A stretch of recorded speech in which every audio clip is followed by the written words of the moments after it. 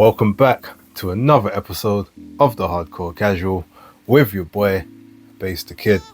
As always, please like and subscribe if you have a friend, a colleague, a relative, an associate, an enemy, any and all in between. It's appreciated. Now, I should have done this yesterday, but maybe it's a good thing I didn't because there's a few other things that kind of cropped up since. Apologies, it's a little bit late in the night, but we're going to get through it. So, without further ado, let's get into it. So look, the first thing I guess we got to talk about is this thing with Alexander Povetkin, which came up and was brought to my attention while I was doing the casual stream on Tuesday. Now, I haven't gone through the entire article. I didn't have the time to do that. I was, doing a few other bits and pieces. But from what I've been able to gather, the ITA, which is the International Testing Association Authority, something like that, who have been working in conjunction with the IBA, the International Boxing Association, have found that, I guess, a WADA accredited lab, or a WADA lab in Russia, supposedly withheld some dubious test results for Osterin from Alexander Povetkin back in 2014. Now, we know that he had failed the test for meldonium, but obviously that test, the way it was worked out, meldonium, it was legal and then it wasn't legal, and from the last time that it was ingested, there was trace amounts in a sample just before Deontay Wilder fight, which stopped Deontay Wilder from wanting to go ahead with it. There was a big back and forth, two different lawsuits. There was a lawsuit by Lou DiBello and PBC, Al Heyman, which was counter-sued by Andrei Rybinski, which they ended up winning. So yeah, it was a whole big mess there, but then he ended up failing for Osterin, I think just before the Berman-Stavern fight. It looks like subsequently after that there was another Osterin case, which the WADA from Russia, I think they call it RADA, or something like that, or RUADA, Russian Russian Athletics Drugs Association, or something like that. So they have obviously at some point done something or seen a test and decided to keep it under wraps, maybe because Alexander Povetkin was like one of their crowning joys and they expected that he would be able to win a title, bring victory and bring honor to the country, or etc. Who knows what it was about. It's a part of an ongoing wider thing into Russian boxing and Russian sports in general, and anti-doping, etc. So look, it's a whole big thing, but the biggest thing to take away from it is that Alexander Povetkin's now on a 4-year ban, which is funny because he hasn't boxed since 2021. He retired over almost 4 years ago already, and he's on a 4-year ban, so you can't think about coming back for at least 4 years. I don't think we're in any any danger of that. But the biggest thing is that his the last 10 years worth of results have now been changed to, I think, disqualification. So not even no contest. I think it's just literally it's disqualification. So when we go and look on his box record, or his international boxing record, say in about 2 or 3 weeks time, unless maybe they try to appeal it and maybe win an appeal in court or something, you're gonna see all of a sudden Alexander Povetkin is gonna go from 36-3-1 to probably something like 2016 and 2017 or something like that. He's gonna have a record looks mad crazy. I mean, look, it's a shame. I was an Alexander Povetkin fan. I enjoyed his style. I enjoyed watching him fight. His fight with Carlos Takam was some good quality work. The Manuel Shah fight was amazing. The Michael Hunter fight on the back end of his career was good.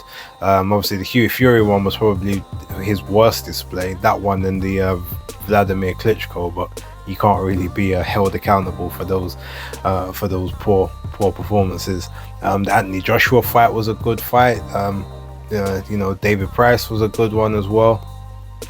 So look, he had a lot of good, a lot of good times in the ring. And even though, again, we talk about, that secondary title, quote unquote, even though we held the secondary version of the WBA title, it was actually recognized as the actual title then, because the Super WBA Championship wasn't recognized as its own belt. It was recognized as the belt that is allowed to unify with the others. But when you win the world title, when you defend the world title, you get the opportunity to consolidate the world with the Super. So the rules changed, I think, after that fight, funnily enough. But yeah, it's just crazy how now obviously this big record is gonna be, well, it was already tainted on 2 separate occasions. So I guess this one isn't a big sort of a big thing to have to deal with. But yeah, it's a shame like that when we go back onto BoxRec and we see that record and it looks a whole lot different. All of a sudden the wins that people got off him ain't gonna look as good. And it's funny because you look at the Dillian Whyte situation. All right, so technically Dillian Whyte's actually, he gets his win over Povetkin in the first fight, which means that they made the rematch unnecessary, quote unquote. But it's like, on paper they can erase the victory, but just, I guess, a little bit like the Ryan Garcia and Devin Haney fight, you can't erase what people saw in the ring. Now, even though I had Devin Haney winning that fight by 1 point, that still doesn't take away the fact that he got left hooked to hell, like, in 4 rounds of that fight, and was basically fighting for his life in the ring. So, and Dillian Whyte, obviously, God bless him, like, he was sent to the shadow realm, he was sent down under, he was sent up above, like his soul got taken to 3 or 4 different places all at the same time with that devastating uppercut. So as much as and as strong-willed as you can be, like, that's something you never truly recover from. And it's almost like now you took that beating for nothing. But it's funny, again, and not to even make this about Dillian, but I always said back in that time when he was facing Oscar Rivas and Alexander Povetkin and even the Derek Chisora, the rematch and whatnot. Now, obviously, I didn't mind the Derek Chisora one, but the others, I'm like, you was talking about you wanted a world title. All of the guys that you were supposed to be fighting for world titles were all like 6'6" and above, but yet you kept fighting these 6'1" Donnies, 6'2" Donnies. Like, so it's almost like you kind of, you bring certain things on yourself. But yeah, I don't say you brought that one. That was a whole different situation. Anyway, look, we have to, I don't even know if we wait and see what happens with this. I think this ruling is just this ruling. I guess it's just going to be interesting to see what the aftermath is like moving forward. But yeah, look, let me leave that one there. There's a few other things we need to talk about. So Ben Shalom and Martin Bakole were speaking with Talk Sport back over the weekend at the boxing event. And it looks to me, from what I heard with, especially with Spencer Oliver, was that it was a tongue-in-cheek comment that got misrepresented because Martin's first language isn't actually English. But it was talking about, I would want to fight Joshua, and I think it will be in the Congo, and we can make that fight happen. But it was made to seem as if the fight was done, and Ben obviously kind of went into it as well, acting like it was done. Eddie Hearn has since come out and said no, there's been no such negotiations, no such talks. Now there might be a modicum of truth to it, because we do know that obviously Turkey did say that he would like to see Anthony Joshua and Martin Bakole, and he would be happy to see that fight in Africa. So yeah, you can kind of see where maybe, okay, he's made a point to say, if we was to do that fight, like, would this kind of money suit you? Would you be happy with this? And Bakole's like, yeah, sure. So maybe in his mind, okay, that's what's next. But it's just weird, because obviously you make that statement, but you've got a fight in May, which, number one, you're not guaranteed to get through. You should win it in theory, but there's no guarantee that you'll win that. Joshua obviously needs to figure out what he's doing next. Apparently he's coming back in June, July or August, and then we'll fight again in December, I believe. So we kind of know what his schedule is. Could one of those fights be a fight with Martin Bakole? Yeah, it could be.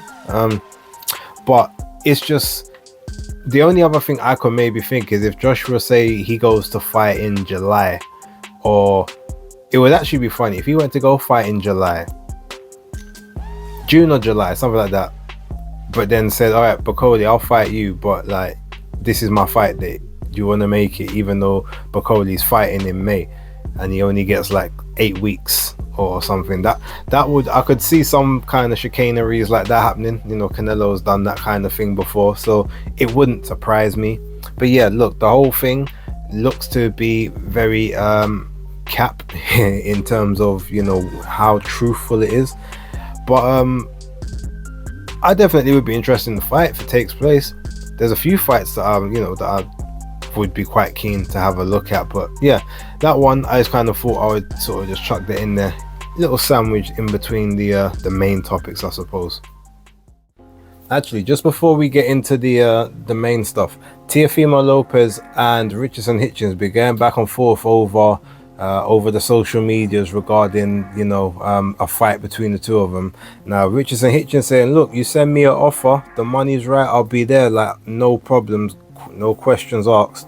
And as far as I'm aware, that's something that Turkey would be looking to put on, maybe not within the ring itself, I mean Riyadh, but maybe like within the ring, cards that he's potentially looking to do. But Teo basically put out sort of the sheet that they gave him for the supposed Subriel Matias pay-per-view fight, and basically he was saying, look, they basically put this sheet out here to try and, you know, guarantee that I wouldn't make no money, and it was like a $2.6 million guarantee with I think it's like an extra 100,000 or something if you sell 80,000 tickets, and then it's like 20% of pay-per-view revenue after like an additional 140,000 or something like that. I couldn't really remember the exact numbers, but he was like, yeah, you know, you put this out there thinking that, you know, I'm going to be able to make, you know, to make bank on this. But what it basically showed, and I remember Terence Crawford looked and said, yo, you know, so this is you know, you're supposed to be a big name, and this is the kind of deal you're getting. Now I know why you've been acting up and acting out. But it also kind of showed up Teofimo for not being the draw that he claims to be, because he keeps saying that, look, I'm a star, like I should be treated like one, I never get to do pay-per-view, like I move the needle, I'm the guy, etc, etc. But that deal itself, and the fact that you turned that deal down because you didn't have the confidence in it, shows pretty much how much of a star you're not. Because I guarantee if they put that deal in front of Ryan Garcia, I mean, number one, it might have a 1 or 2 extra mil in the guarantee, but he'll take that, because he probably will back himself to sell 150, 200,000, 300,000 pay-per-view buys. You know, he did the 700 to 1.2 with Gervonta Davis, depending on what what demographic and what spreadsheets you read. So that just kind of shows you that, you know, Teo was not the draw that he was claiming to be. That being said, let's ignore that fact. Let's get back to the Richardson Hitchins fight. I do want to see that fight, and I will tell you right now, I don't even need a basis picks. Richardson Hitchins beats Teofimo badly. It's just everything, all the advantages are in Hitchins' fight in that fight. The only way for Teo to be able to take those advantages is to become a pressure fighter all of a sudden, which he doesn't have the ability nor the chin to be able to do. So yeah, anyway, look, interesting. I want to see what happens moving forward. I guess we just gotta wait and see. And last but by no means least, it looks as if we was all getting amped and getting ready for Canelo v Crawford in September. As quickly as we were told the fight was on, is as quickly as we are told the fight's off. Now, this could all be ploy, this could be mind games. We don't know any of the facts thus far. I've not seen any tweets from Turkey Al Sheikh. I've not seen any tweets from Canelo about it. I haven't seen anything from Crawford about it. I don't know if this now maybe means that Crawford will look to try and clean up 154 and make history that way, or if he holds out hope and waits again, hoping for for something to happen with the fight. We don't know any of the details, but the speculations is that Canelo supposedly priced himself out. He asked for a number that Turkey Al Sheikh found disrespectful. There is also prevailing, there's a theory and a rumor out there that it's actually the other reverse, that Crawford's the one that's asking for money that he doesn't command or doesn't deserve in this particular situation. Especially considering the fight is not in Riyadh, it's not in Saudi Arabia, therefore it's not a part of bringing people to the to the Riyadh season and bringing them to the country and the tourism and stuff. It's a fight that's going to be supposedly held at the Allegiant Stadium in Las Vegas. Maybe they were thinking to themselves, well, we don't want to lose the amount of money we may lose having to pay both of them what they want when it doesn't then benefit Riyadh. Like, people aren't coming to the city, it doesn't grow our infrastructure, it puts our name on the event, but then people will just as easily maybe just disperse afterwards. Who knows? But what we do know for the time being is that it's off. Now, it could be maybe it was announced prematurely before certain things were sorted out, and it's like, well, no, you gotta chill and wait until we get those ironed out. It could be just a case of a change of heart of one person or both, or it could be supposedly this thing to do with Canelo and Jake Paul, which we've seen rumors of, that Canelo was looking to take the Jake Paul fight in May as the little appetizer, make a nice big chunk on like PBC, on Prime or Netflix or wherever it will go, make a huge chunk of money over there, then go into the Crawford fight and make another huge chunk of money, and probably make more money than any boxer in the last 10-15 years has made in one solitary night. One calendar year, sorry. Who knows? I don't know exactly what. It will be interesting to see and hear when all the stuff comes out.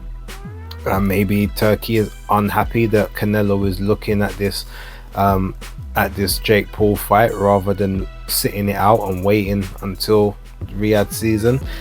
Now, if that was the case, I would say instantly, number one, I would side with Canelo over Turkey, in the sense that, look, that's a very, very big fight, commercially, that gets me a lot of money, which is very minimal risk in terms of abilities and risk of injury or damage or knockout or reputation.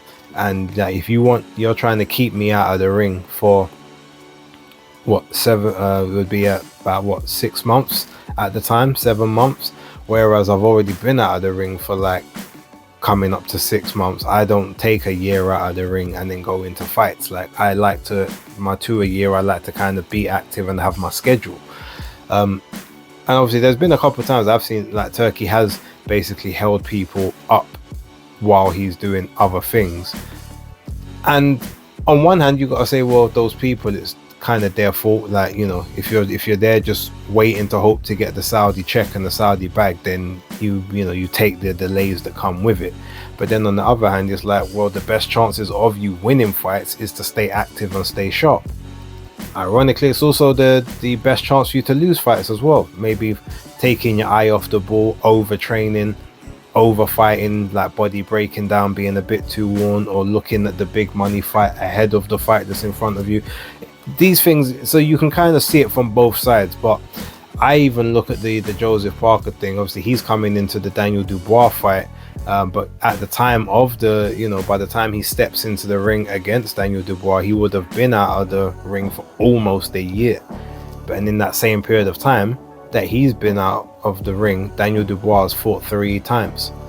So when you look here, you say one person should be a lot sharper and a lot more well oiled in that ring than the other. A little bit the same with Zhang, but to be fair, both Zhang and Caballero. Actually, no, Caballero, just thinking, he actually fought later on in the year than Zhang did. I think he fought in August on the did he fight on? Yeah, he fought on the undercard of Crawford and Madrimov, I think. So he, at least, he's had less time out of the ring than Zhang is. About, for him, it would be what, 6.5, 7 months, whereas Zhang is like closer to, yeah, again, it's almost a year.